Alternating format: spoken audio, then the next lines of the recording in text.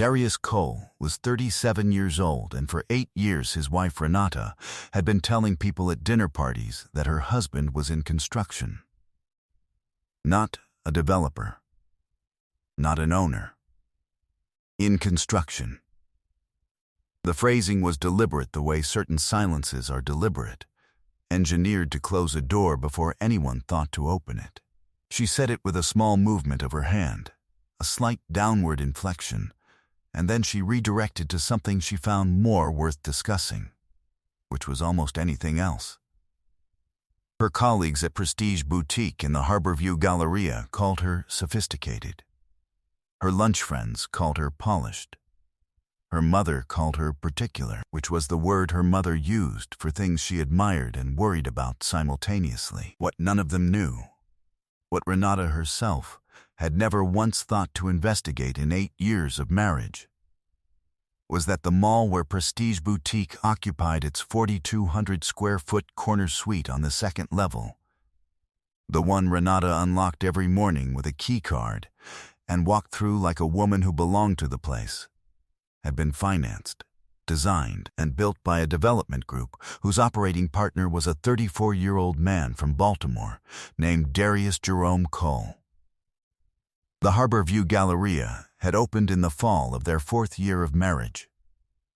Renata had applied for the Prestige Boutique manager position 8 months later, through a contact at a networking event, and had been hired without incident, and had told Darius about the job over dinner with the specific animation of a woman who had accomplished something through her own merit, in a world that had nothing to do with him. He had said congratulations. He had meant it. He had not mentioned the other thing. He had been waiting, in the unhurried way of a man with a specific kind of patience, for the right moment. The right moment, it turned out, was not one he would choose. On a Tuesday morning in April, a process server found Darius Cole at a job site in the Inner Harbor district of Baltimore and handed him a sealed envelope.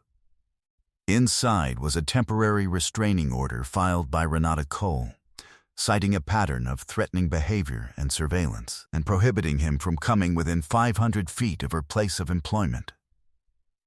Her place of employment was the building he had built. He stood on the site in a hard hat and mud-caked boots and read it twice, and his face remained perfectly still.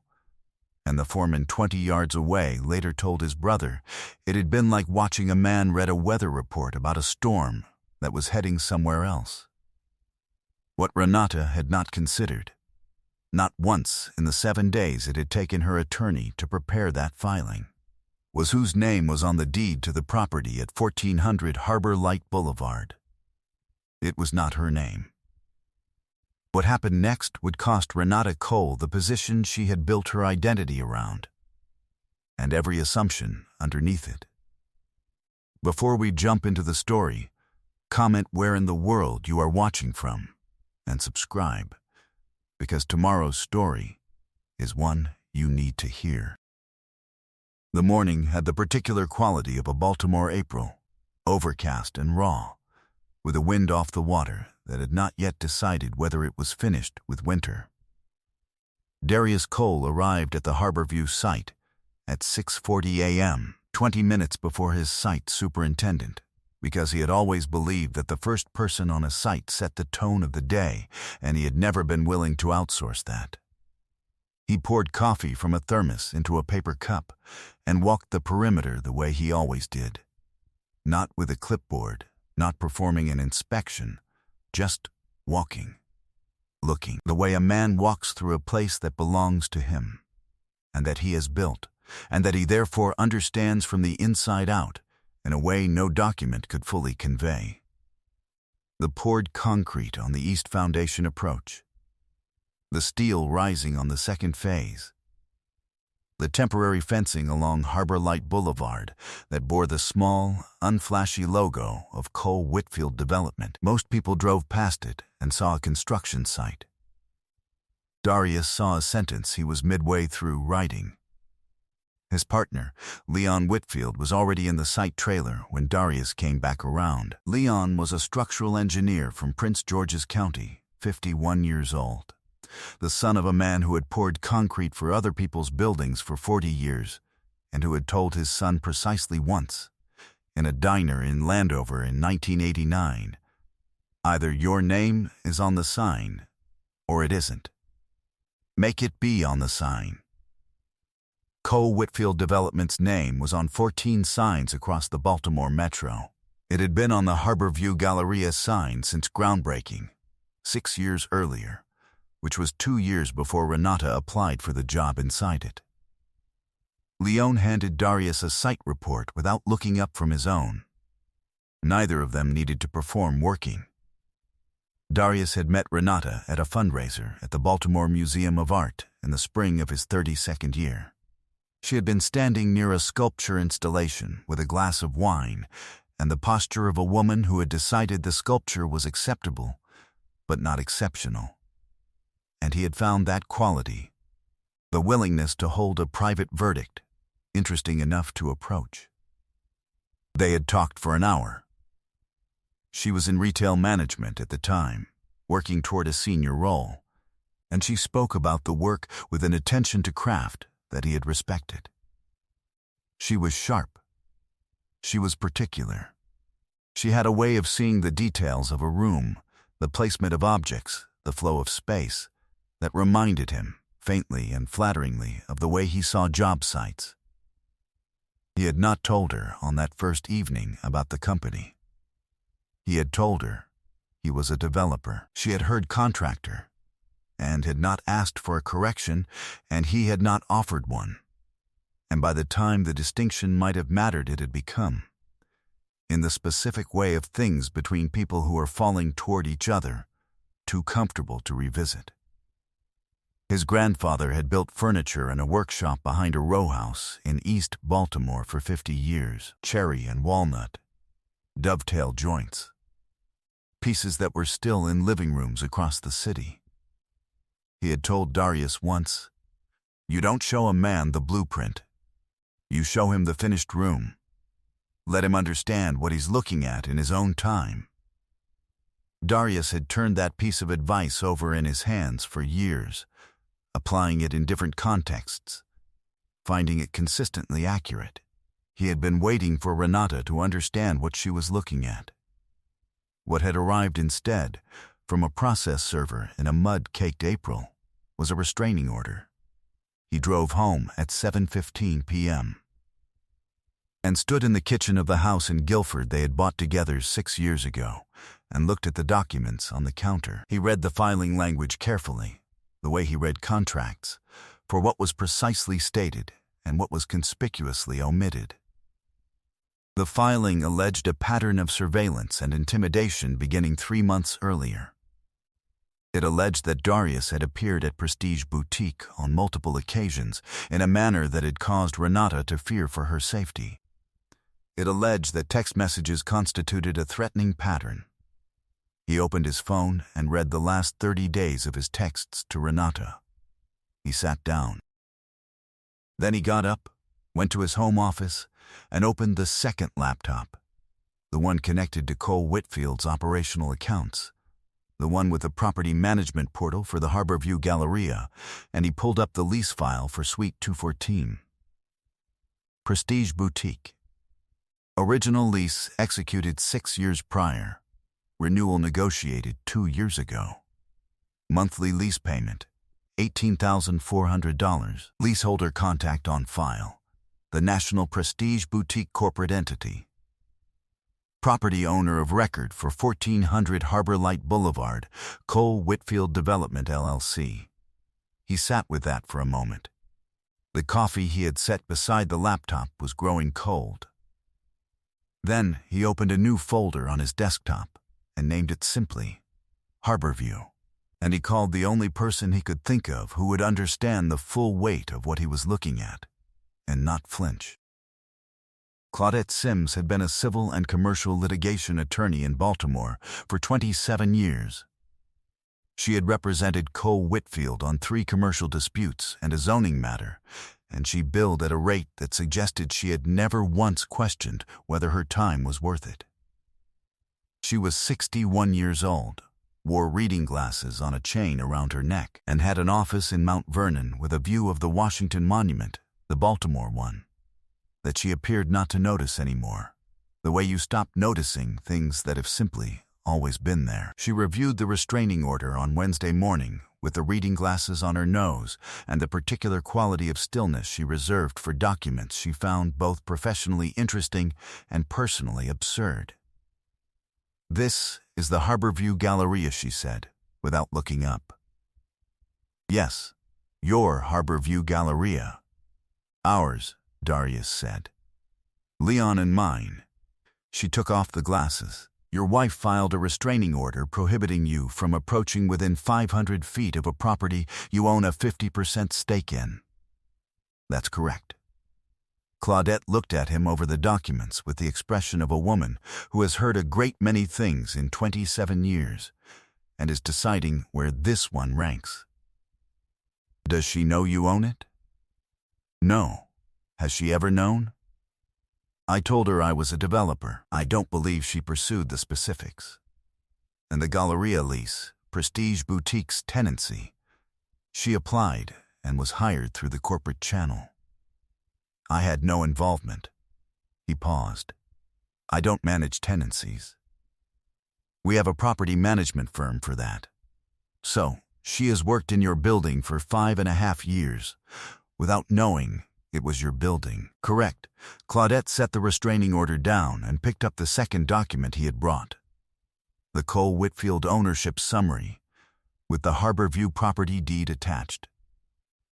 She read it with the same attention she had given the restraining order, which was to say, thoroughly the texts she cited, she said. "I've reviewed them." "And?" "I sent her 41 texts over 30 days. I was trying to reach her about the state of our marriage. There is no threatening language in any of them." He set his phone on the desk. She stopped responding 3 weeks before she filed. Claudette pulled up the texts on his phone. She read them in silence for 4 minutes. Then, she set the phone down. "These are not threatening," she said. "These are the texts of a man trying to reach his wife." She paused. "Her attorney filed a declaration anyway." Her attorney filed a declaration. Which means her attorney was either given a selective account or is not reading carefully. Claudette folded her hands. "Either way, this filing has a problem. You cannot be legally prohibited from entering a property you own." She said it with the flat certainty of someone reading from a statute that has not changed. "The restraining order, as filed, is facially defective. We can challenge the factual basis and the jurisdictional application simultaneously." Darius nodded once. "There is also the matter of what happens to Prestige Boutique's tenancy once the full ownership picture is disclosed in these proceedings." Claudette said it carefully, without emphasis. "I want to be precise here. You are not using this to retaliate against her employment. The ownership of the property is simply a fact that her attorney has not accounted for, and it will need to be accounted for." "I understand the distinction," Darius said. "Your wife's attorney is going to have a very uncomfortable week when our response is filed." Claudette picked up a legal pad and began to write. She wrote for 3 minutes in a compact, even script. Then she looked up. "One more thing," she said. "The declaration she filed names a co-declarant." She tapped a line in the restraining order filing. A woman named Petra Cross, listed as a co-worker and witness.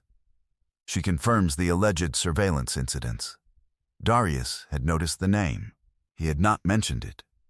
"Petra Cross has been employed at Prestige Boutique for 2 years, he said. He set a printed page on Claudette's desk. She was in a relationship with a man named Jonathan Farr until 8 months ago. Jonathan Farr is a commercial real estate broker who approached Cole Whitfield 18 months ago about a referral arrangement we declined." He paused. "I have an email chain." Claudette looked at the email chain. "That's a motive for animus," she said. "That was my reading," Darius said. He went home on Thursday evening, and he was present in the way he was always present, fully, without the visible machinery of effort. Renata was in the living room with a glass of wine and her phone, in the posture of a woman who was occupying space rather than resting in it. She looked up when he came in, and something moved across her face. Not guilt exactly, not yet. More the particular discomfort of a person who has made a move in a game and is waiting to see how the board responds. He said hello. He set his jacket on the hook by the door. He asked if she had eaten, and she said no, and he went to the kitchen and made pasta with the garlic and olive oil she preferred, the simple version, because it was his turn, and because the act of cooking had always been, for him, a form of thinking. The same repetitive, physical intelligence that made him good at building things. You prepared the materials.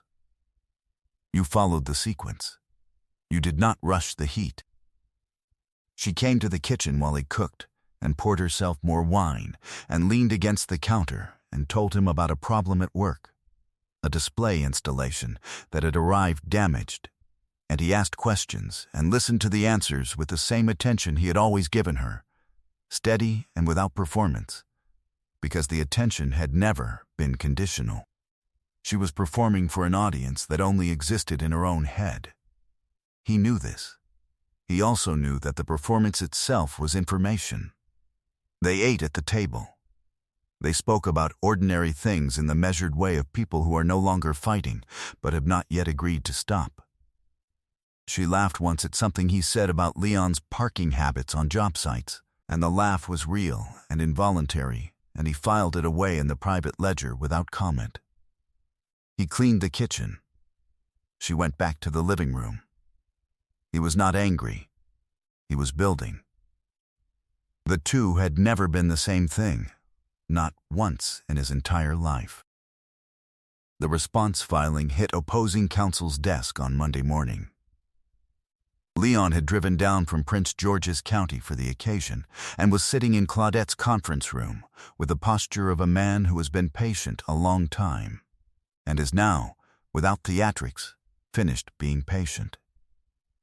He had brought the full Cole Whitfield property portfolio summary, the original Harborview Galleria development agreement, the deed, and the ownership documentation going back to the original land acquisition. He had also brought, because Leon Whitfield was thorough, the property tax filings for 1400 Harbor Light Boulevard for each of the 6 years since completion. Each one listed the 50% ownership stake of Darius Jerome Cole in a typeface that was neither large nor small, just accurate. Claudette filed the response at 9:17 a.m. By 11 o'clock a.m., Renata's attorney had called Claudette's office twice. By noon, he had called a third time and left a message that Claudette described to Darius as containing a noticeably different register than the first two. The hearing was scheduled for the following Thursday. It did not go that far. On Wednesday evening, Renata came to find Darius in his home office. She stood in the doorway for a moment. "You own the Galleria," she said. It was not a question. 50%, he said. Leon owns the other half. She was quiet for a long time. He waited. He had always been good at waiting. How long, she said. The development agreement was signed 11 years ago. We broke ground 9 years ago. It opened. I know when it opened, she said. He looked at her steadily. You applied 8 months after opening. I had no involvement in the hiring. I don't manage tenancy operations. But you knew. I knew. And you didn't say anything. He was quiet for a moment. Then, when would the right time have been, Renata? When you got the job, you were proud of something you'd earned. You didn't ask me to explain the building to you. You never asked about the building. He paused. I was waiting for you to see it. She leaned against the doorframe. Something in her posture had changed, not collapsed, but settled, the way a structure settles when the load it's been carrying is finally redistributed. The restraining order, she said. "Is being withdrawn," he said. Claudette filed the response. "The ownership documentation alone is enough to vacate it. The factual basis doesn't hold, and your attorney knows it." Petra told me. "Petra Cross has a specific reason to want Cole Whitfield embarrassed." He said it without heat. "You should ask her about Jonathan Farr." The name landed visibly. He watched her process it the way he watched a structural calculation resolve, quietly, with the small shifts of expression that meant the numbers were coming into alignment. "I didn't know," she said. Not an apology. A fact. "I know you didn't," he said. He said it without cruelty and without absolution, because neither was the appropriate instrument. The question worth asking isn't what you didn't know. It's why you didn't ask. She stayed in the doorway a long time after that. He turned back to the site plans on his desk. The second phase of the Harbor Light development. Foundation work starting in the fall. He had a great deal to build.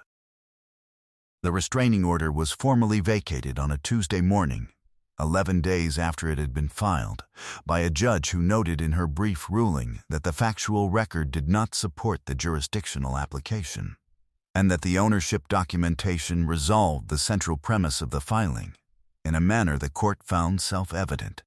She said the word self-evident in a tone that accomplished several things simultaneously.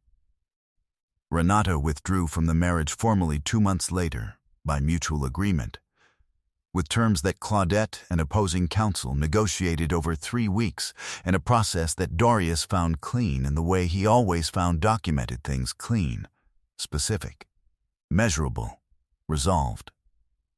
She kept the furniture she had picked. He kept the house in Guilford. The equity split was straightforward.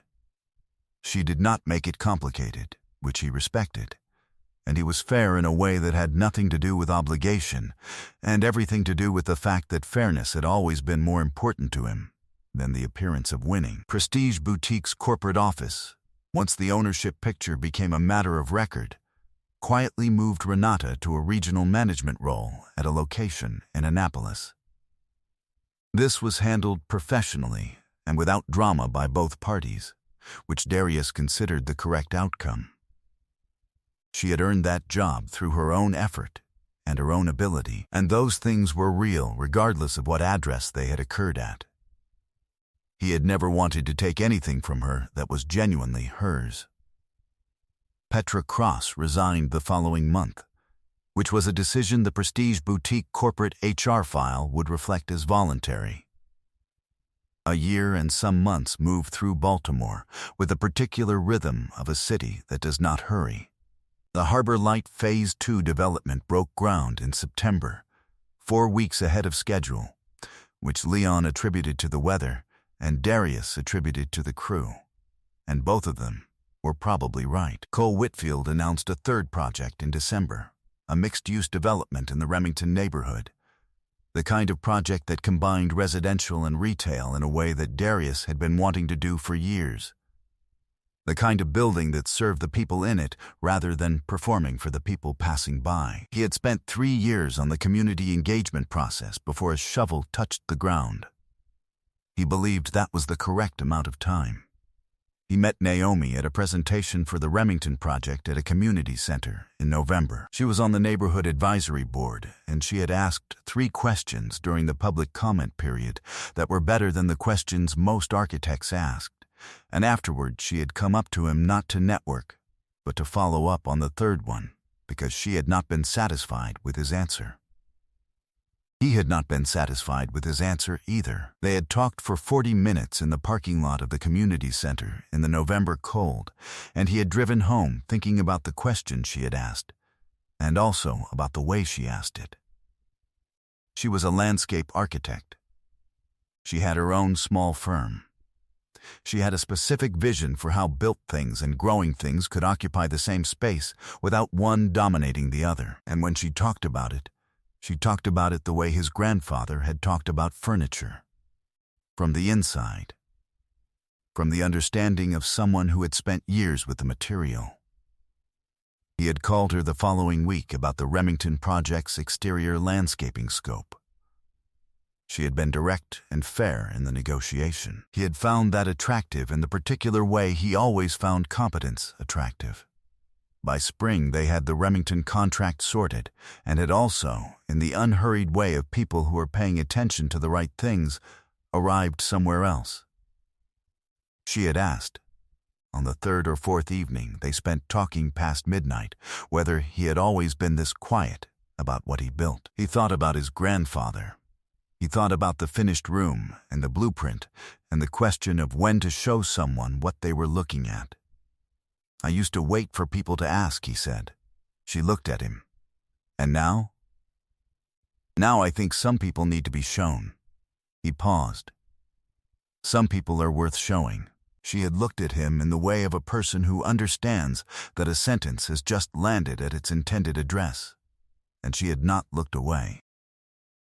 On a Sunday morning in the following October, Darius Cole stood on the scaffolding of the Remington development on the fourth-floor deck with a cup of coffee, and the city laid out below him in the particular clarity of fall light in Baltimore, and he thought about foundations and finished rooms, and the grandfather who had taught him to see both. He thought about his grandfather's workshop and the furniture that was still in living rooms across the city, holding the weight of other people's lives without announcing itself.